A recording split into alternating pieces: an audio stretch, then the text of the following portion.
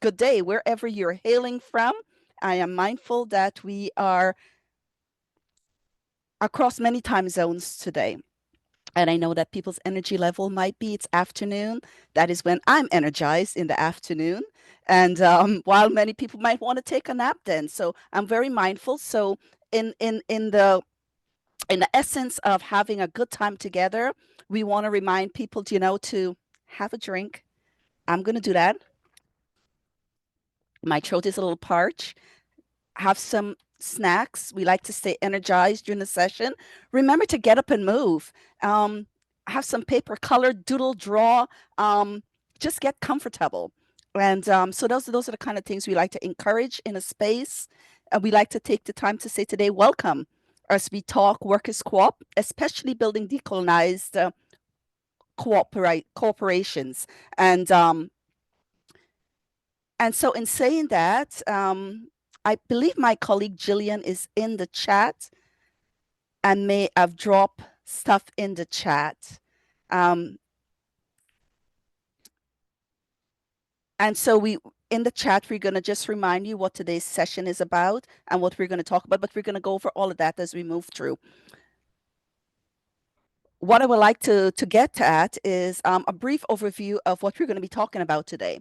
So part of it is the welcome and centering, and Denise is going to do a bit of a 3-minute exercise with us just to center us a little bit more into the space. Then I'm going to share a bit more about transform practice, of who we are and what we're about and what we do. And some of it will include some of our practices of what we're going to talk about today. And then Yvette is going to talk a little bit of a bit of a formal approaches to cooperatives, and Denise is going to share our extensive knowledge with us on a little bit of the informal approaches, which we call African and Indigenous practices. And I just want to flag before we enter into this, even though we use African and Indigenous, a lot of these practices are indigenous to many countries across the world.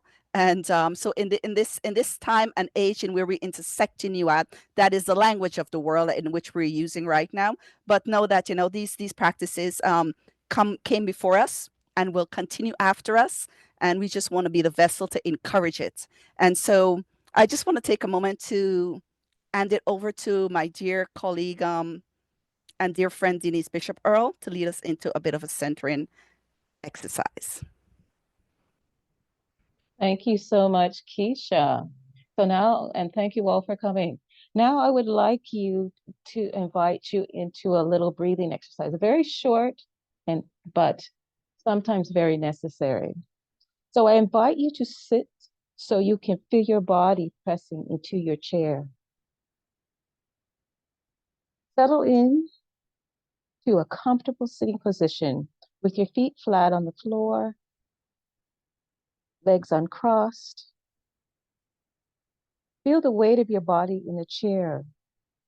You can rest your hands on your laps with the palms facing up, or you can place them downwards if you feel grounded. Gently close your eyes. Take a deep breath and notice how you feel in your mind, your heart, and your body, and how the world around you feels.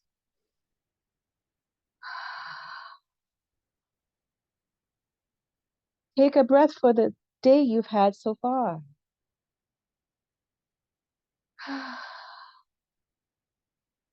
And a breath for the precious moment that can't be created.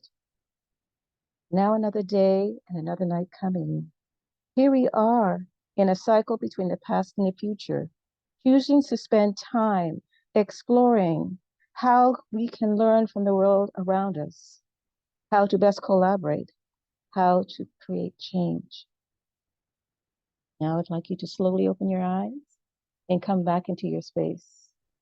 Thank you so much. And now I'm going to send it back to Keisha. Okay. Thank you, Denise. I'm going to take this moment to share a little bit about transform practice so that you can get a little bit more familiar of who we are and how the way we work. We are not a product. We don't have a product. We do provide service.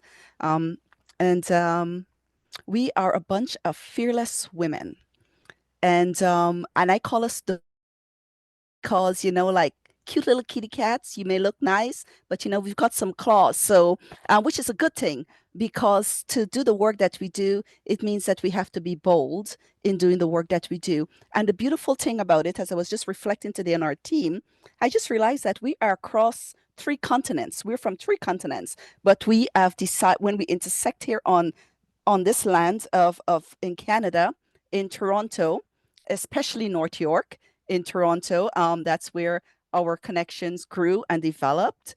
And yes, I feel like when I look at this picture, I'm reminded of we're like the poster of the Benetton. You remember the Benetton ad? Am I giving away my age right now?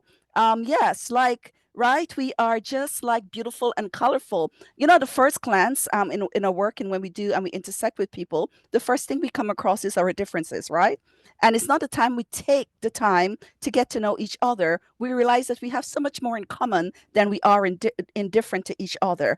And so, we have like our logo is like a good broth. It takes time. And I don't know who are cooks in the chat today, but making a broth, I had to learn about broth because in the West Indian culture, we don't do broths. We do our soups a little differently.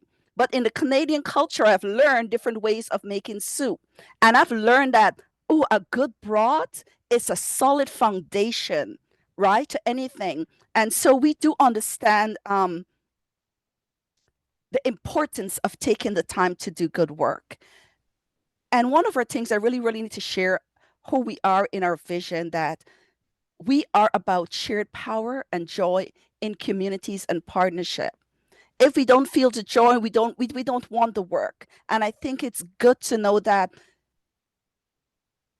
it may not be the best economic decision, but is the best soul building and inner man building decision I think we make sometimes as what's gonna in the long run for our longevity and our mentality of living that we want work to have joy in it. And so in the practices that we do, we kind of want to cultivate what is in community and bring that joy and leverage that power sharing when we're at the table. And part of that, to bring joy into community and share power is that we have to be able to nurture brave spaces to enable those voices that don't normally have a voice at the table of how we include them in the planning process and how we do it. So part of it is a lot of co-designing and co-creation with others, and we never hold any knowledge as our own. We come in bringing knowledge with the acceptance as we come in to receive knowledge as well and to grow collectively together. And so we navigate this work with compassion and embrace diversity. So the whole process and when we work with honors is really one of the funny things I realize. And this past year was a real example, I think, for a few of our team members working on a project where the way we work, we just it's become normal for us, right? And then when we engage others, it is not so normal. So this is why we're having these conversations because what we have normalized is still not normalized in the greater world around us. And so, but it is practice that builds strong foundation, and we really want to continue to promote inclusion and diversity and continue to center voices that are not really heard in partnerships. And so one of the things we do talk about optimization partnership. We use a lot of tools. We are about sharing and disseminating information that works for us. So we do share a lot of tools. We utilize a lot of tools, and we are in we're habitual in sharing any kind of tools or learning or practices that can really enable our brothers and our sisters around us. And so one of the things we do, and I think we're really great, is evaluation. And so evaluation, we take evaluation more in approach of a participatory approach to evaluation, which is mean including everyone who's impacted by whatever that thing is. And so part of evaluation practice is our ability to do continual reflections. And so we are in a cycle of continual reflections, and that is one of the things that keeps us grounded in our work. And so we work along with folks who want to do changes to their practices, whether it's a program, they're looking to engage a community member, or they want to engage more voices in the work into their work. And so this is where we come along to help shift that project. Shift that way of working. And I think this picture sums it up really well. We move from that hierarchy kind of top down, and we bring it to a center and a circular, more holistic way of planning and doing our work. And it's not that in that circular that we don't have people at different levels. It simply means that we all sit down together and we're all on the same level. And that means that it doesn't matter what you bring to the table, even the least of us is valued because they have a voice, they have experience that is not that is completely different from ours. And so it's a way that where we make sure that it's a way of including all voices into the process, into the planning, into the whatever it is that we are doing, just to ensure that no one is being left out of the work and in the work. And so we come to, why are we here? And so we started on embarking on this journey of, let's talk workers co-op, but let's talk it from a decolonized approach of how to do workers co-op. And it's really focused more around African and Indigenous or racialized groups. Whether you're wanting to start a co-op, or you're already in a co-op, or you would like to learn more about a co-op, of doing things differently, this kind of a workshop is very helpful. And we've done a lot of tweaking to bring this workshop to this kind of platform in this virtual setting in a larger scale, but it is a lot more interactive. And so we don't have time to do a lot of those interactive pieces, but it's really about exploring different ways, especially African and Indigenous ways and knowledge and approaches to, working with leaders and creating more welcoming and diverse co-ops. And embracing that leadership looks differently, right? And that is the whole thing about the decolonizing, is that respecting that leadership looks differently, and how do we learn about all those different leadership ways, and how we can incorporate it if you can, and how we work with others that may look differently from us. So in a nutshell, when we were talking about, well, before we can talk about decolonizing co-ops, we have to talk about, well, what is a colonialized approach to co-ops, right? And so the colonialized approach to it is more of the informal, indigenous, Afrocentric approaches we're going to talk about later. But the colonized approach now is the more formal approach. Is those things in the system that we have to adhere to, that we don't really necessarily understand, and we have to learn. I know we had Russ on earlier today, and if you're out there, Russ, hello to Russ. Russ has been a great mentor and fantastic leader to us in learning and unlearning a whole bunch of stuff. Because, as co-op members, we know to do the work, right? But then running a business is something completely different. It's a whole new game. It's a whole new learning curve. And a lot of the ways and how business are structured is not necessarily the way in which we work. And so I'll pass it over to Yvette, who is just going to touch a little bit on formal approaches to co-op.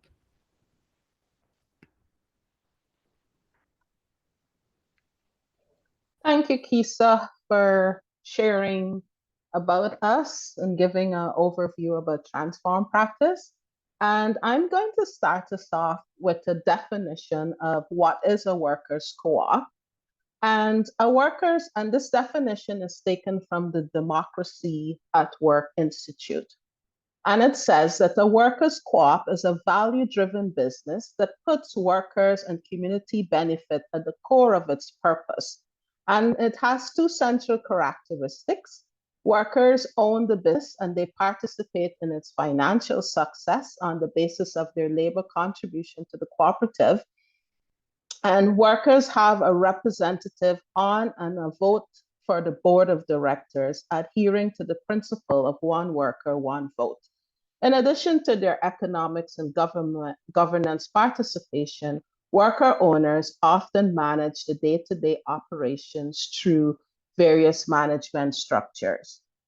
And at Transform Practice, before we actually started Transform Practice, We, the members of Transform Practice, work together in the Lawrence Heights community on a number of great community engagement and partnership initiatives. We did a lot of transformative work in the Lawrence Heights city. And together as a group, we wanted to share some of those transformative approaches beyond the Lawrence Heights community and into the broader community. And so we talked about how we could possibly do this.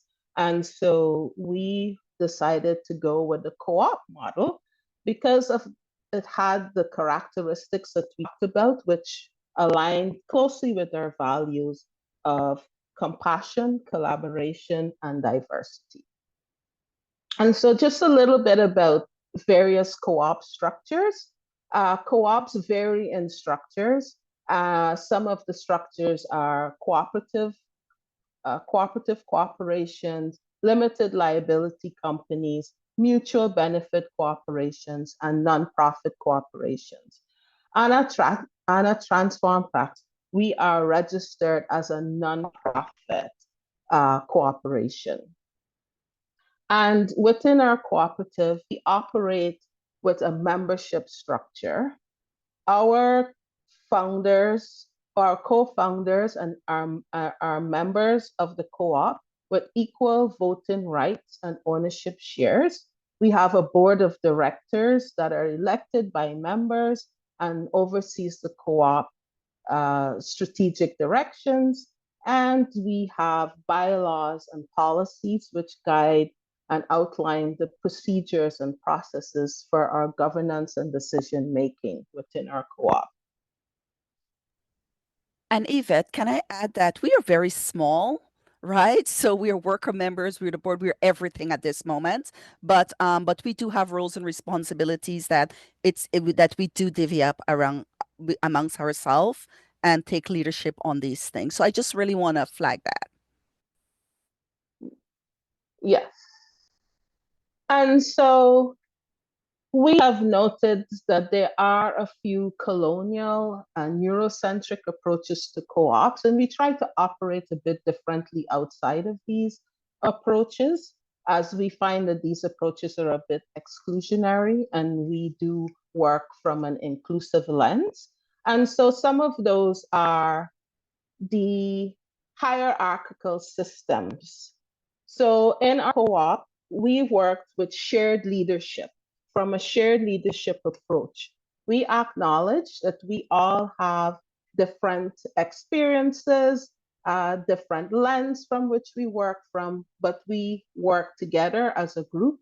And so there are sometimes when some of us are leading, some of us are supporting, but we don't work with one person leading all the time. We take turns in our leadership model, and that's something we're very proud of with our work. And around focusing on individualism and competition, we work very closely with others. We are about working together, about collaborations and partnerships, working in solidarity, supporting others where it's needed. And we're not scared to support and to help even others who are working in similar, platforms like us. We support as necessary. And the other one is around the African, indigenous and Afrocentric approaches. We do acknowledge that there's different ways and approaches of doing work. And so we try to have those approaches included in the work that we do. Lack of representation is another colonial approach that often rears its head in co-ops, in the colonial structures. And we are very much about including community voices in our work, especially in those areas where communities are marginalized. We try to include community as much as possible in our work. We do check-ins whenever we are doing our workshops. We always check in with community how is it going? How are we doing? Is there anything else you would want to see? How can we do it differently? And we are very good at correcting. So, like, for example, if somebody says, hey, like if we're called out, we do check back and check in and do corrections necessary. And even with in our resources, when we have local events, rather than going with mainstream local catering, we always look for that local community caterer, that local community person that we can give an opportunity to showcase their work rather than going with the mainstream, the pizzas. We always try to support local community. And that's very important to us in our work. And also in our language that we use in our work, we are very, very careful. We always talk about supporting rather than helping, collaboration, diversity, equity. So those are all part of some of the things that we do to make our work transformative and look differently. And so I'm going to pass it on back to Kisa. Thanks, Yvette. I want to flag that around language is it's very important, right? We work highly with community. And so sometimes the materials we have to look at to bring back to community, there's a big gap, right? Because sometimes a funder language is completely different from what a community is saying, and doing that kind of work between funder and community, there's a big gap, and so a lot of the time we are bridging. We are the bridge. We are the bridge in that language to that gap to the community. But I just wanted to, as we move forward, as we move into, sorry, Denise, I just went over a slide, but it's okay. As we move forward into, let me see if I can easily go back into the next slide previous. Yeah. So thank you, Yvette, for talking about those more formal structures. I'm still recapping of when we did our bylaws, right? How frustrating that was, because it's like, you need bylaws, but why do you need bylaws? Like, bylaws, right? And so our mind couldn't understand, like, why you're pushing a bylaw on us. And it's like, these are our rules of governing, and understanding that, oh, we got to go back to the act and understand the act that is governing business, right? And that is really where bylaws are stemmed from. So those are the things that trip people up. And we're open to having those conversations and talk about the struggle. And it's like, no, we're going to wait and hold off on that, because you know what? It's not making sense to us, and it needs to make sense. And I think once things starts to make sense, you're more comfortable with that material. You're more comfortable with that. So you move forward more boldly and brave. And that is what we are about, is making sure it resonates with us so that we are equipped, right, to talk about stuff. We are feeling more bold to talk about it and explore it a bit more. But that is absolutely a different approach to the informal approach, right? Because this is the place where it takes time to do this, but it is such good and strong foundation when you do it. So informal cooperatives, and I'm just going to read it what it says here on the screen. It's really open. It's a democratic structure, but it's for people who society, some parts of our society say equity seeking, and we always say if you're equity seeking, that means you're equity denied, right? And so it's really about those groups of formulating ways of still doing business in the mainstream and still being able to do business in the world. And even though transform practice do have formal structure, because we are in a world of systems and that requires those structures, we do integrate many Indigenous and African knowledge center approach around leadership. And I want to pass it over to my dear colleague, Denise.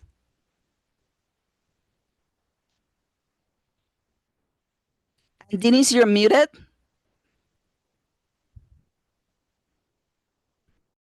Sorry. I do this all the time. Sorry. Can you hear me? Okay.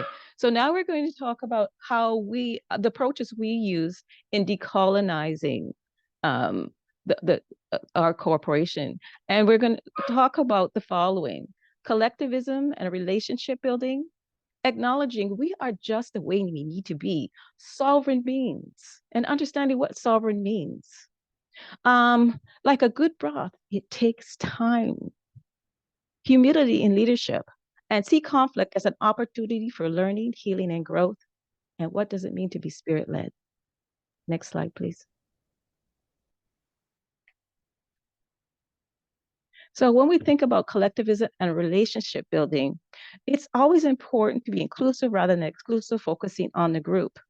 And this is looking at the gifts that people bring, their connection to community, their intersectionality, everything that they bring. And when I think about this, I'm going to talk about, I'm going to talk about different projects that we did and how they impacted the way we brought the work that we did. And so when I think about this, I remembered the work we did with an early years program.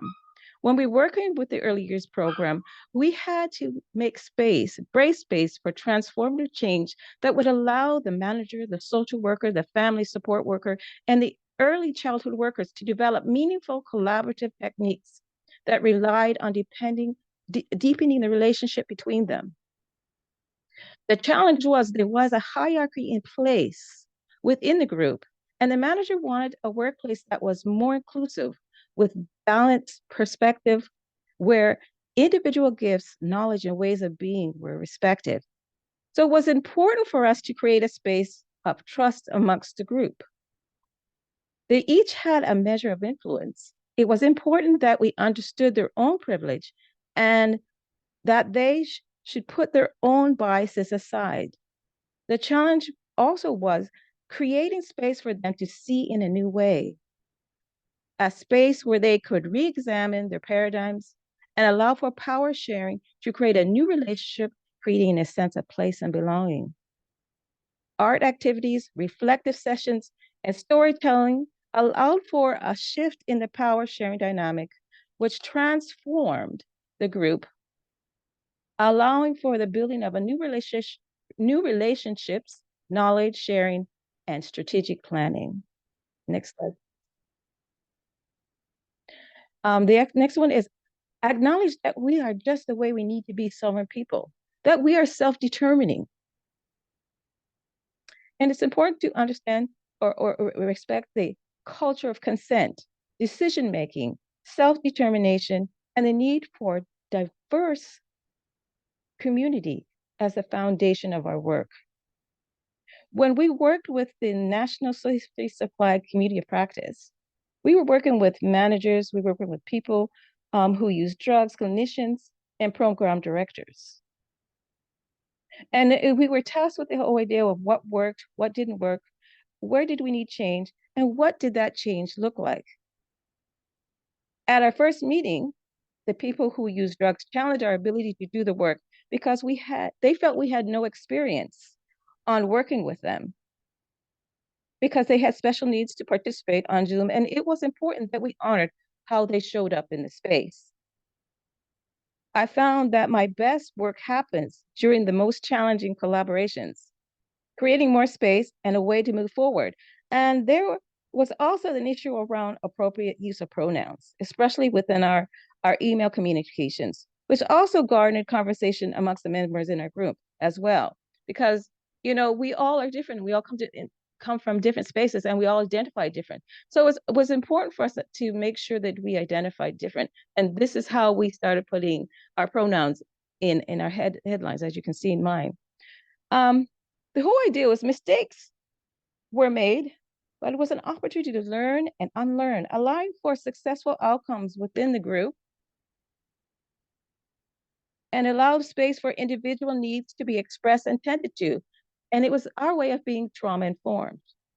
It is important for individuals' concerns not only to be heard, but addressed especially within their workplaces or in the spaces that we come in. And that we have to understand too, when we come into these spaces, that we're strangers and that we're outsiders, and that we have to sort of gauge the room when we come into that space. We are the building blocks of our organization and communities. And as such, our opinions, thoughts, and actions not only matter, but resonate. As Maya Angelou said, and I'm going to say this, people don't remember what you say, People don't remember what you do, but people remember how you make them feel. So what you do matters in these spaces. Next slide, please.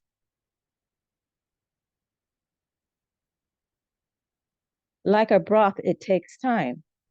You know how they say it takes time to move a mountain? It takes time for love to build. Well, it takes time to build a community of practice. So it's important to put the time into building relationships with a focus on accountability. Relationships are the basis of community and cannot be disregarded. So we can't disregard community. We have to understand how we come into community.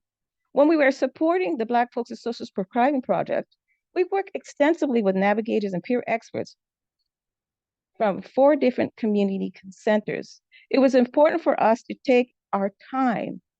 We took a lot of time to build relationships with a focus on accountability, team, and skill building and collaboration using design thinking. This included creating resilience and ownership of the process within the group by using different quality ingredients, including African-centered approaches throughout the process, group generating guiding principles on how we work together, and healing-centered reflective exercises to explore what success for the project model should look like, gaining insights from the project participants on how to best measure progress, gauge quality, and support the process over time. We did not lead them, but work with them to build that beautiful broth. All the ingredients that were needed came from them. The expertise came from them. The knowledge came from them. We just put it in a broth and made it into a soup. Creating space for them to access the process directed us where to improve, and understanding the solutions with value and worth. Understanding the solutions with value are worth replicating. And so that's why it's always good to continue to assess the process.